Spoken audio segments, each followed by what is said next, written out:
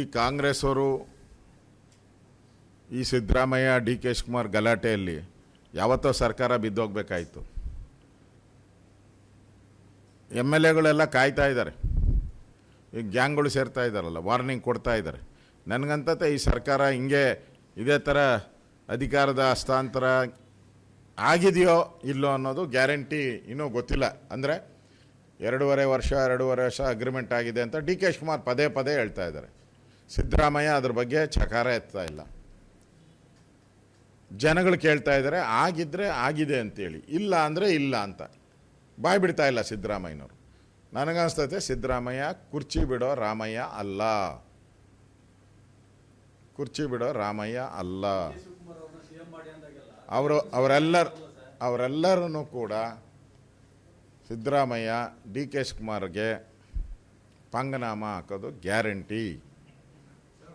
Guarantee ನಾಮ ಹಾಕ್ತಾರೆ ಅವರು.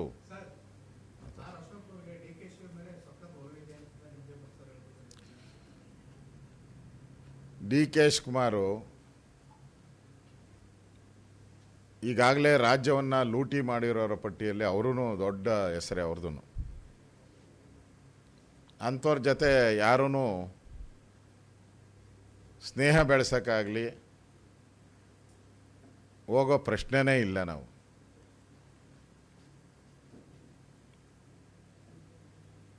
ಸಿದ್ದರಾಮಯ್ಯ ಮತ್ತು ಡಿ ಕೆ ಇವರಿಬ್ಬರು ಕರಪ್ಷನಲ್ಲಿ ಮುಂದು ನೀ ಮುಂದು ಅಂತ ಹೋಗ್ತಾ ಇದ್ದಾರೆ ಅಷ್ಟೆ. ಈ ಸರ್ಕಾರ ಸತ್ತೋಗಿದೆ. ಎಣ ಹೊರಕ್ಕೆ ಡಿ ಕೆ ಶಿವಕುಮಾರ್ ಮುಂದೆ ಬರ್ತೀನಿ ಅಂತ ಅವರೇ, ಇವ್ರು ಹಿಂದೆ ಅಂತ ಅಷ್ಟೇ ಪ್ರಶ್ನೆ ಇದು.